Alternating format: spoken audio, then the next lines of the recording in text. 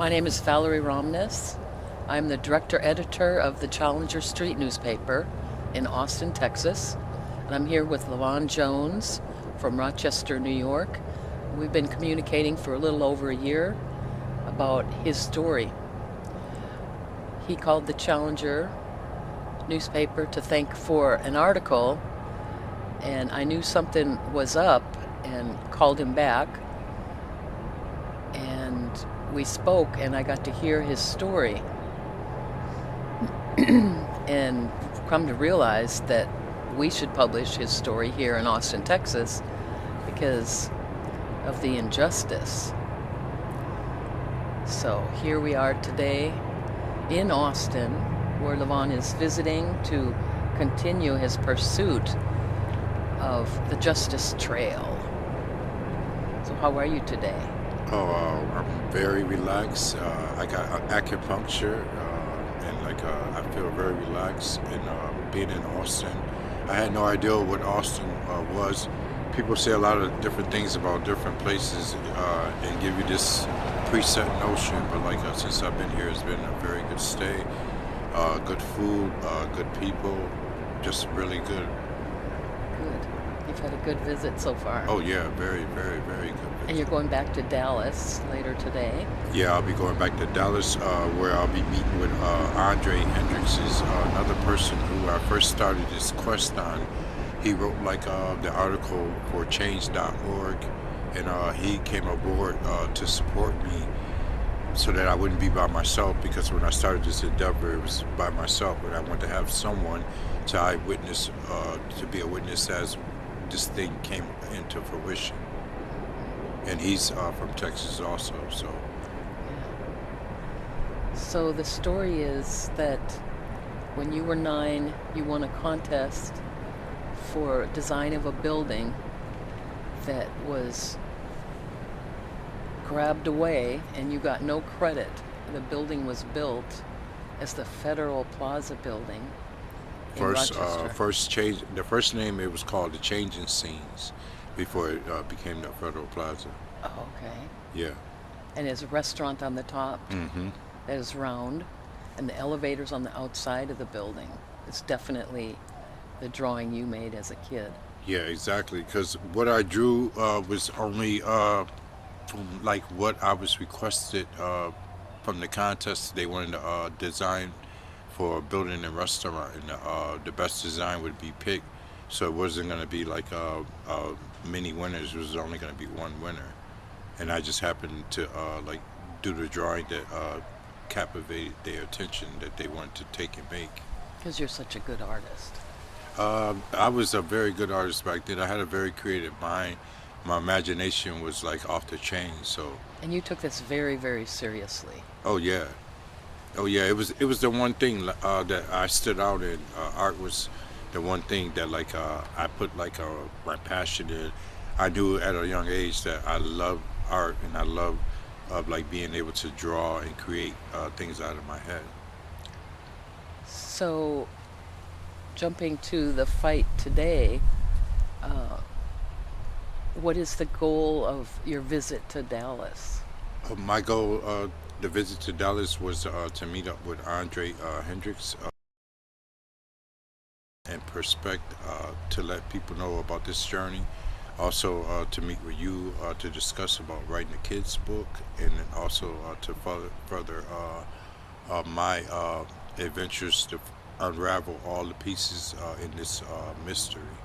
Because that's what it's been, a mystery. At 9 years old, only thing I knew about was somebody who came and solicited the school for a design for building and restaurant, and that was pretty much all I knew. I didn't even know Corrigan, Ballister, or Leeper, or the architects, or none of that at the age of 9. So those architects schemed quite well. They added the name Leaper, that there is no Leaper. Yeah, that because when I looked to find out with that building, during the whole time that any press or anything about that building, there never was a face, there never was a name. I didn't find Corrigan, Ballister, and Leaper to at least about 10 years ago. and I found that on the internet, and I looked it up. And then when I looked up Corgan, Ballister, and Leaper, I didn't see any other designs that they had, and I didn't see no office for them or anything. So it got to the point where like it was getting really frustrating until something told me to like, yo, break up each name individual and look up each name individual. So then when I looked up Corgan, I found out that Corgan was out of Texas. Corgan Architect. I even seen the building on their website, and they took it off once when I pursued with the claim. And then I looked up Ballister, and I found out Al Ballister was from Rochester, New York. He was served in the Navy, so he was a. Then I looked for Leaper. I couldn't find no Leaper. So then I already knew that this was like one of these corporations where they to protect the interests of each individual, they just make like a mock company name. So And so, in your journey to pursue your case, you've come across some divine intervention, and one of them was meeting the Mrs. Pethick, yeah, which you didn't know that name before. no, I have no idea. I had no idea that they. I knew the name through Markeisha. Markeisha had found the husband She had just found it the night the before. night before. The night before, and I didn't pay any attention. I was just like, that we got everybody that we need to have on the claim. But she's like, yo, you should check this guy out because he was the one that drew the plans. So I dismissed it and didn't think about it. I woke up the next day. I had a gig at the nursing home with my friend Michael Sidoti. He's a musician who does a lot of work with the seniors, playing music with them, which like that was something that I really enjoy. Like meeting all these old people that love the music, that really appreciate that style of jazz music. So that right there was like, it wasn't even about the money. It was just like somebody that appreciate the music, and like it really did a lot for them. So, and on this day, he never announced and say, "This is Levon Jones. Anybody familiar with the Change of Scene restaurant?" And everybody, all the old people, put their hands up. And he's like, "Levon designed it." So everybody was like looking in amazement. And then we went on and did our show. After we did our show, some old lady came up to me and was like, I got to tell you something that you're not going to like. So I thought she was going to talk about my music. I sounded bad or something, or your drumming was lousy. But she was like, my husband, he worked on the building. He did the plans. He did the drawings. And he's like, she's like, here's my number. Call me because I want you to talk to my son and daughter and a guy named Dieter. So yeah, that was a like very divine So she intervention. knew that there was deceit going on because her husband didn't want to go to the grand opening. Yeah, which was she told me that at the meeting, and she also told me because I even asked her, do you have any doubt that I didn't do this? Do you think I'm just? She's like, nah. She's like I know, and that's terrible what happened to you. And she said if my husband was here, he would make it right. Cause she said like my husband was like about doing things right. So And then there's baluster aspect of the tripod name because Pethick didn't get credit for his work, so Ballastier tried to take it all and make another no, building. actually it was Michael Oh, DeAngelis. De Yeah, Angelis. Yes. yeah, it was Michael DeAngelis, and he was the one. He tried to take the position as planner and architect, and then that's when they like got rid of him. Because see, the thing about it was, if I designed the building, who was going to take credit for it? What architect was going to take credit for it? Somebody was going to get a free ticket, right? So So he it was, tried taking it. yeah, it was all these fighting over who was going to take it. So what ended up happening was Corgan, Ballister, and Leaper, they came up with this fictitious name to be able to cover through the company which they built it. Because it was Petrick, Rose's husband was the only one who had license. No one was licensed back then. Oh, yeah, that's a big factor. Oh yeah, and also Corgan being out of Texas, he didn't have architectural license for New York to work in New York. because you must be licensed.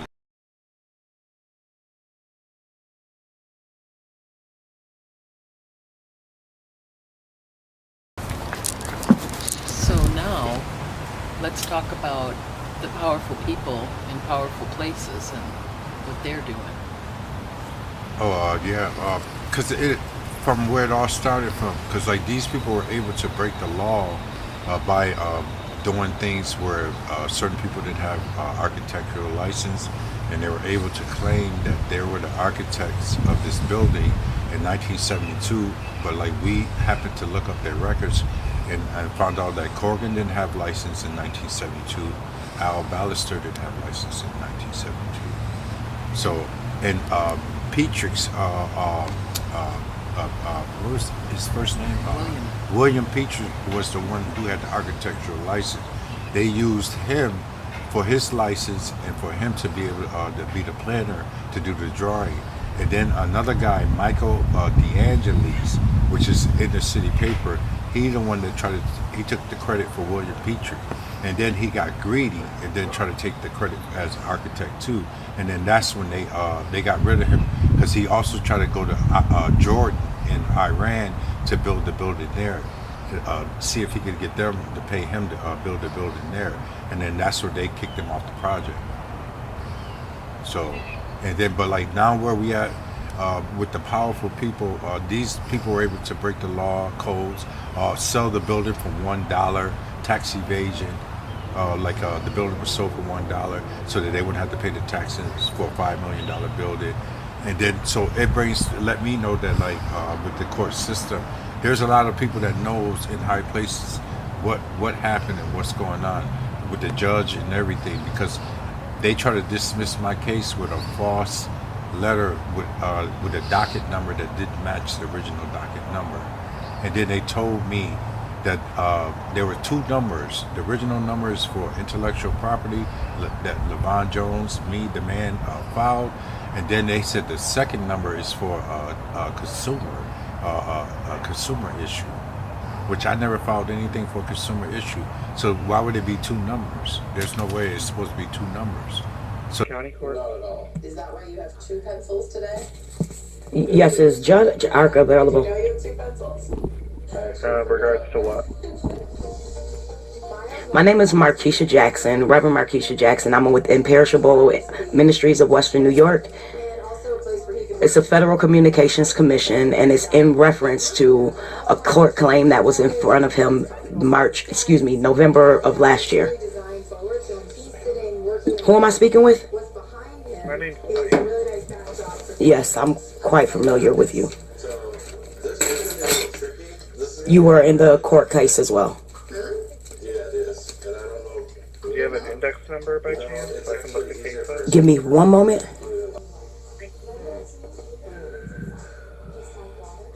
One second, Michael.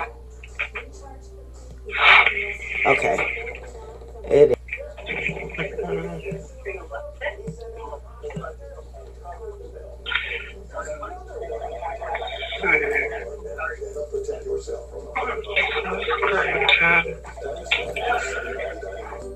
because there were actually two separate numbers as well, Michael. One index number was from the original claim that Mr. Jones filed, and then there was a second one that was created by yourself with a separate index number. But the Do you have the other one, or? Give me one second, because the second one that was created by you is E as in excellent 2021 008269. And it was just unclear to me as being the judicial observer during the claim that there were two different index numbers for the same claim in regards to the First Federal Plaza building.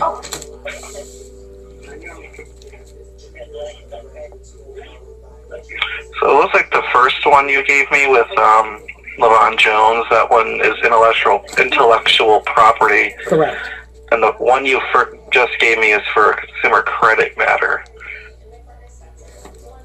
Okay, consumer credit was the second, and the intellectual property is the first. Right. Now, the intellectual property, during the hearing, Judge Ark stated numerous times that the proceedings would be done in 35 days, and then he gave an additional, well, excuse me, it was originally 25 days, and then he gave an additional 15 days. He clarified with yourself to make sure that LaVon Jones received everything in writing, not email, electronic filing, and there was mail sent to a 75 Weaver Street, and there's no actual 75 Weaver listed in the GPS system or Google any maps within the city of Rochester. So the due process of the even 120 days for the original intellectual property claim, there was nothing ever addressed, never a dismissal, never another court date for Mr. Jones to come back in to have anything disputed regarding the claim. And then, I'll send you down to his secretary. okay, who's the secretary? Her name's Susan? Donna. Donna? Okay. Now, during the hearing back in November,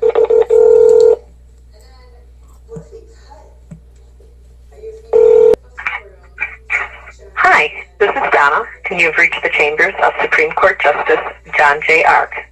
I'm currently unable to take your call. If you could please leave your name, your phone number, and a brief message, I will contact you as soon as possible. If you'd like to send a fax, our fax number is 585-784-4218. Thank you. hello, Donna. My name is Reverend Markeisha Jackson with Imperishable Ministries of Western New York, a judicial observer for the claim of Mr. LaVon Jones' intellectual property before Judge Ark. If you could give me a call in reference to these two different claim numbers that have not been addressed for Mr. Jones, I would truly appreciate it. I've spoken to Michael, who was the clerk during the time of the original hearing that was scheduled last November, and in due process, nothing has still been addressed to Mr. Jones.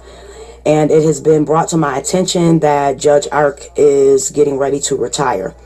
It's been more than a year. My telephone number is 716-239-3982.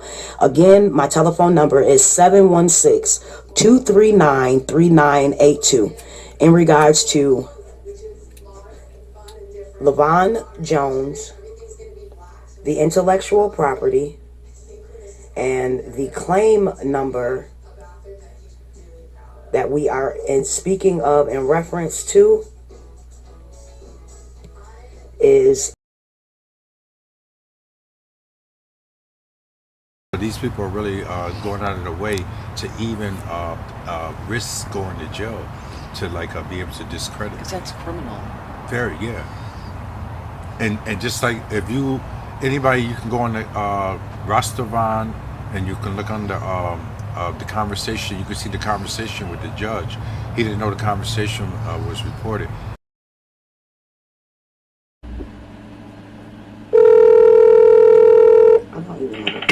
Supreme County Court? is this a Monroe County Court? It is. Okay. The address is 99 Exchange Street. I'm trying to, there was a letter that was sent. First of all, my name is Reverend Markeisha Jackson. Let me start off right there. And I'm with Imperishable Innovations. It's an LLC. And there was a letter that was sent to Judge John Ark in regards to a claim with Mr. LaVon Jones that is currently still pending.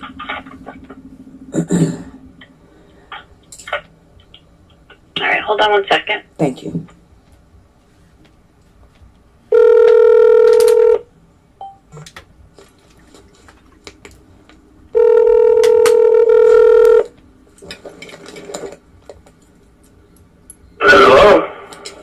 Hi, this is Reverend Markeisha Jackson. I'm calling to speak to Judge John Ark.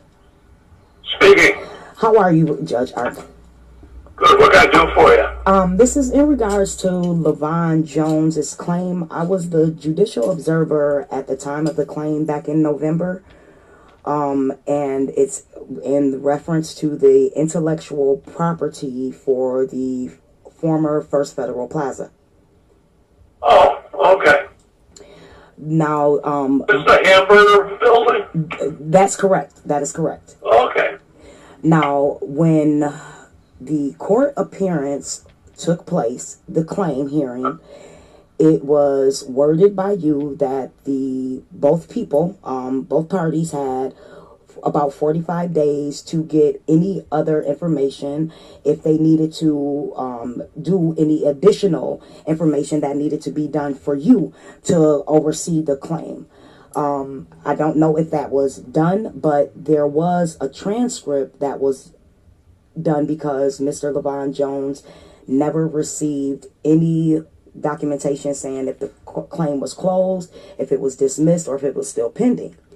The address that was verified by the clerk at the time, he was Michael, was 35 Weaver Street, but on the transcript it states clearly 75. And it said it 3 different times when I was there, and I know that that was not the address that was stated. And I even Googled 75, and there is no 75 Weaver Street listed in the city of Rochester. So again, if there was any documentation that was sent back to Mr. Jones, it would not have gotten to him in regards to the claim.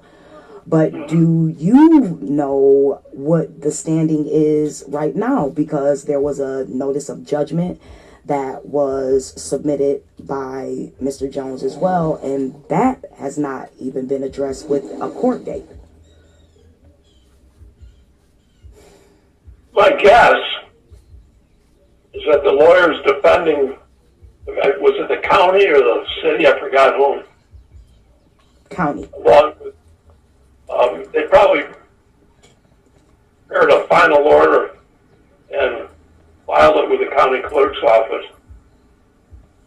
Because it's still listed, according to public record, it's still listing as pending.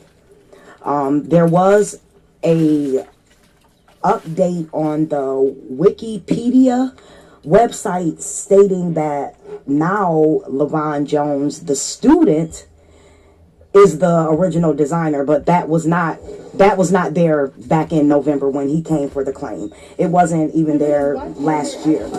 But it's there now. So it's like, really, what is going on, Judge Art? Because this is before your court, and nothing, like no correspondence is being done to Mr. Jones. And again, even the address, if it was something that was sent, according to the transcript that was paid for, the address is incorrect. Well, what he should probably do is make a motion. He did. He made a motion for a judgment, and that was not even addressed. The people within the clerk's office, they were kind of giggly about it, as if this is a joke on the actual intellectual property claim, and it's not, because there's a lot of fraudulent things and unlawful things that were done to these with the people that said that they did this. These infamous Corrigan, Ballister, and Leaper, which 2 of them, the Ballister and the Leaper, are fraudulent names. But there was no coverage, no media outlets that, interviewed, talked about anything regarding the claim. I was able to get some publication in Austin, Texas, with their Street Challenger newspaper, as well as the Challenger in Buffalo. I'm formerly from Rochester, New York, but I moved to Erie County in 2018 as a campaign manager, working with the solitary confinement bill to end that. And currently we've been working on the qualified immunity, which is it supersedes all of the crimes that are committed with public officials, law enforcement officers, and they feel like nothing is right. It's not a crime that they can commit to human beings, and just because of their position or title, that's unfair. It's unfair. But again, back to the claim with Mr. Jones. So the judgment that was submitted to your office, that was never there was never a court date that was given for him. So how would he go about that? Because it needs to be addressed again, Judge Art. If you look at the legalities of everything, documentation wise from both parties, you will see the standing that the justification needs to be clarified with due process. Well, why don't you just have his lawyer contact the lawyer? But I think did he sue the county? I think, or the city, along with an architect. I vaguely recall that, and I vaguely recall them submitting an order disposing of the case, but I can't give you any more than that because I just don't have a recollection of it. Okay, so his best bet is to get because the judgment is there that he filed.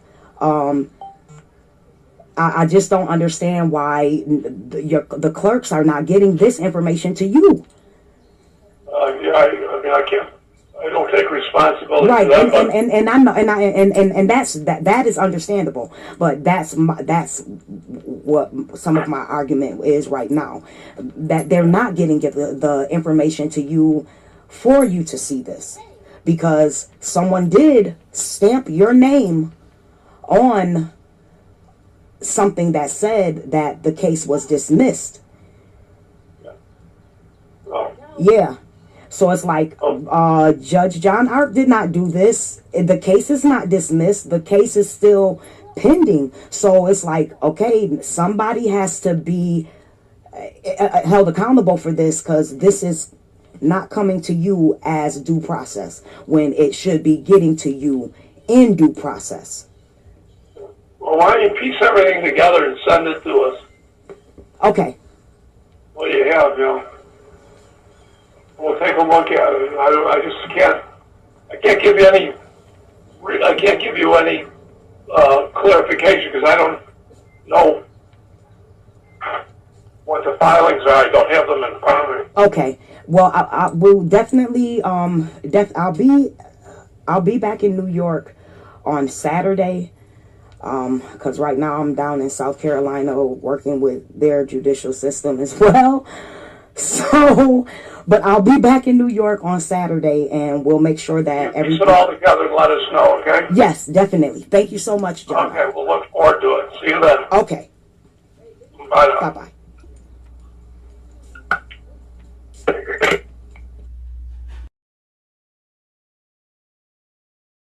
He said that he never, he didn't know anything about a dismissal letter. That Michael, the one, his court bailiff, filed this dismissal letter and stamped his put a different number on it. And then when he was confronted, he said that the reason why there was two numbers, one was for intellectual property for LeVon Jones, and the other one was for a consumer matter, which is it's just totally ridiculous. So it's as if these people in power are sticking together to protect the original so-called architects. Exactly. It's white supremacy at its finest.